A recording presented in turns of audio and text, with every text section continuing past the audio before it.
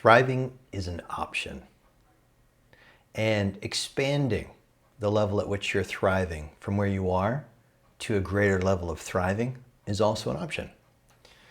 I'm going to provide you some tips, some concrete tips, as well as a short meditation to prepare the space for thriving to organically and naturally happen, which it does. Think about the rosebud, that well tended, that rose bush, nourished, watered, nutrients. The bud will flower into the rose naturally. We don't need to force anything. And this is the way it is with creation. So we prepare the space, we nourish the space, we remove distractions or anything to the contrary, which is generally the energy of thinking thoughts to the contrary, thinking lack thoughts, worry thoughts, and make the space for thriving. So take a deep breath in, let go long. Beautiful. At this recording, we're approaching the end of the calendar year and preparing for an annual workshop I give called Manifesting a Thriving New Year and Beyond. So if it's around that time of the year, this is a good time for you to use this practice. Any time is a good time to work with getting complete. Getting complete. When things are occupying our psyche, occupying our nervous system, they're taking up space that could otherwise be used for creative activities, for dwelling deeper in love, joy, happiness, simple contentment. You understand? So we want to make space by getting things complete. And we're going to focus on two areas for completion. One really practical and one seemingly less practical, but very, very important. So the practicals first. So you're going to have your notebook and you're going to write some things down. And I'm going to encourage you to do this on the regular. I want you to write down in a notebook or on a piece of paper the things that are pulling your attention. Concrete things like unpaid bills, phone calls you haven't returned that you know you want to and need to, or just need to. Cleaning your house, cleaning your office, cleaning your car. Practical things. Think practical things that are incomplete, things that are pulling at your attention or taking up space. And you know what they are because they come to your mind from time to time. Maybe it's unpaid taxes. Maybe you haven't filed in a while. Maybe it's that person who you've been thinking about reaching out to and you just haven't done it. You just haven't made the time. You know you're going to do it. It's concrete. You pick up the phone and you call. So make that list. And I would encourage you to have this be a regular part of your calendar, regular part of your day, writing down anything that's incomplete so that you can complete it, you can finish it, and you can free up creative energy. You can free up that space in your body, your mind, your ability to sleep more deeply without being woken up in the middle of the night with worried thoughts. Did I do? Did I call? Should I? Could I? Would I? You know what I mean. I know you know what I mean. Take a deep breath. So you make this list, you keep it ongoingly, and then everything on the list you schedule with a realistic beginning and ending time in your calendar. A realistic beginning and ending time to complete the activity. Now, is it going to be perfect every time? No, but putting it in with a realistic beginning and ending time lets you have more peace of mind with your schedule. You know what else you can put into your schedule when everything in there has a realistic beginning and ending time. So you budget for how much time you think it ought to take. Everything on that list goes in your calendar, so you're actually going to accomplish it. It's not just a list, and you do what's in your calendar. You do what's in your calendar.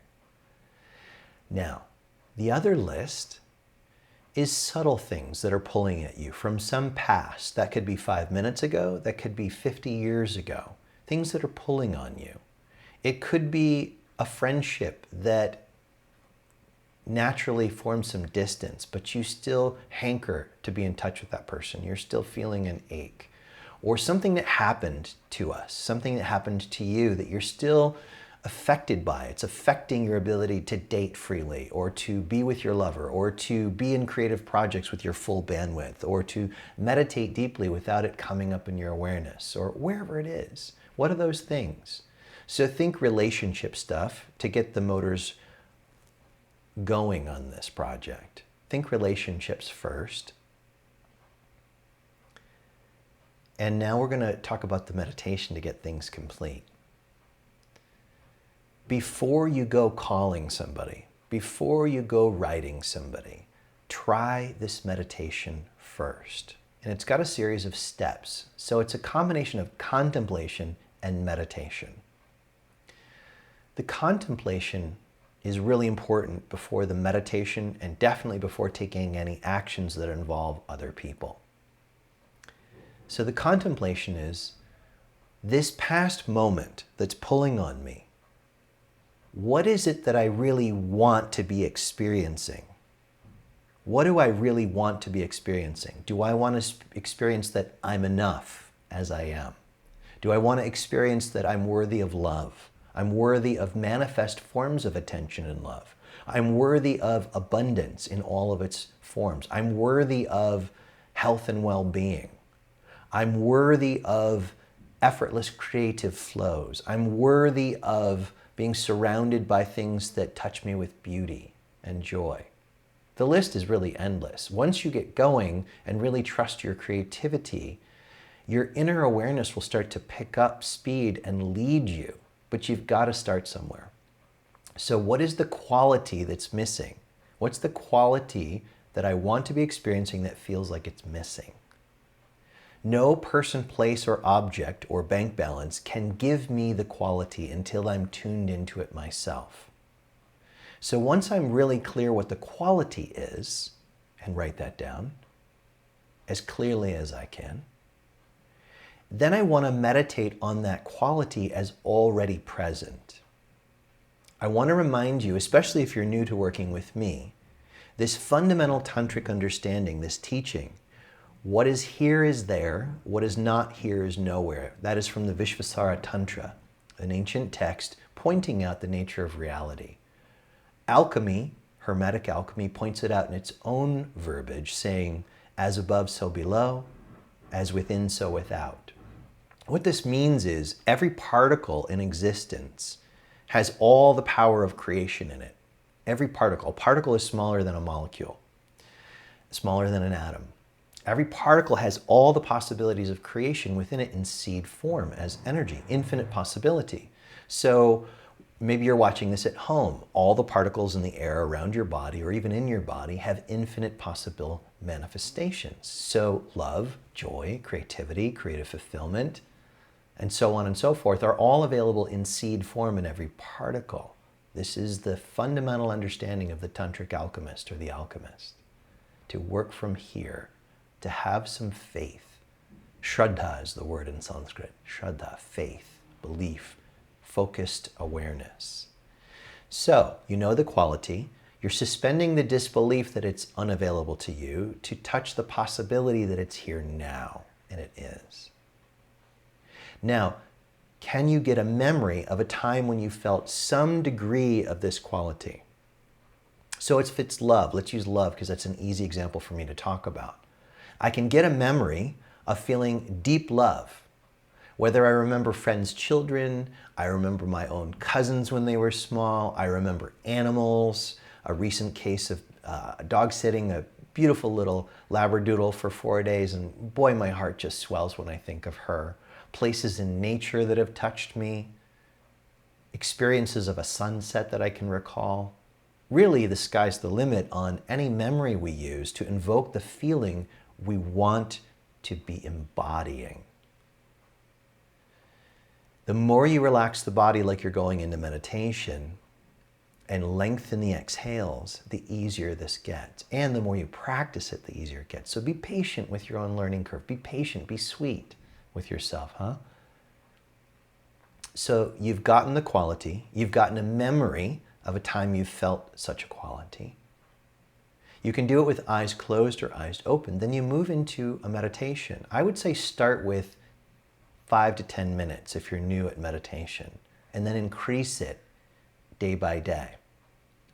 As you meditate on the quality, you become more of what you meditate on. This is just how it is.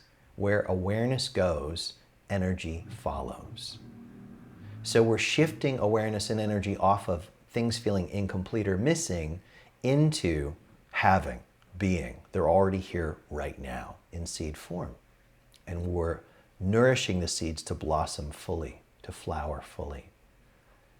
So you're closing your eyes, you're softening the soles of your feet and the palms of your hands and the four corners of your eyes, the inside and outside corners, the region inside and around your ears.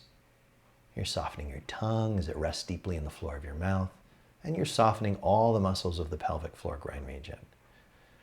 Softening soles, palms, eyes, ears, tongue, pelvic floor groin region. Letting go on each exhale, letting the exhales be longer and longer and longer, which slows your mind stream, the thinking stream down, making it easier to access the place of alchemical creation.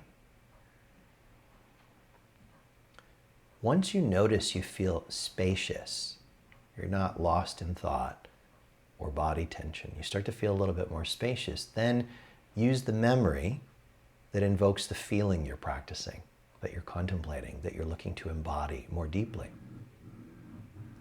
Hold the memory lightly, but get enough of the details in mind and in body memory that you begin to feel the surge of the feeling. Let the memory go. Sink into the feeling creatively. Perhaps you imagine the feeling is being irradiated all over your body, like the sun irradiating your body with light and heat. Perhaps you imagine you're swimming in an ocean of this feeling that's saturating you, or that your being is like a piece of cloth being soaked in beautiful dye, the dye being the feeling.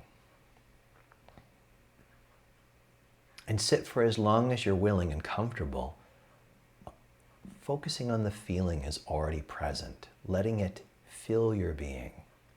Use your breath. Inhale into the feeling. As you exhale, release tension and let the feeling flower naturally. The letting go, the allowing, the flowering of the feeling.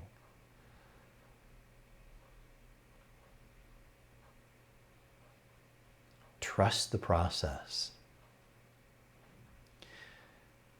As you work with this meditation, and you may like to record meditation instructions in your own voice, long enough for you to sit deeply in the feeling and marinate in it enough that something begins to unfold newly for you. As we fill ourselves with the feeling, it then becomes easier to let go of our animosity, our upset, our sadness about a past person or a past circumstance not fulfilling it. We need to take our time with this.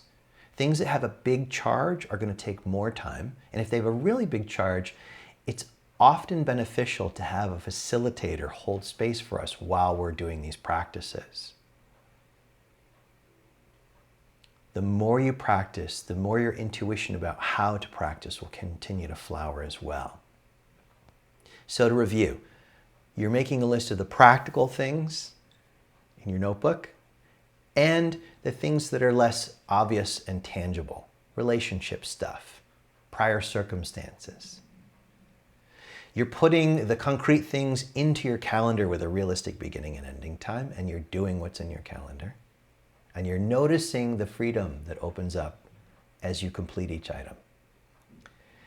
And then the meditation on the qualities that feel missing, that you most want to experience, that you wanted from a person, place, or circumstance, meditating on them daily as already present, allows us to let go of grasping, clinging, and chasing, allows us to let go of old animosity, old reified self-unworthiness programs and thoughts. So we'll leave it here. I recommend watching this video a few times because I've covered a lot, and if you're new to working with me, there's a lot here to unpack. Take your time with it, and don't feel like you've got to do it all at once, but do begin. Enjoy yourself. All true power is within. I'll see you soon.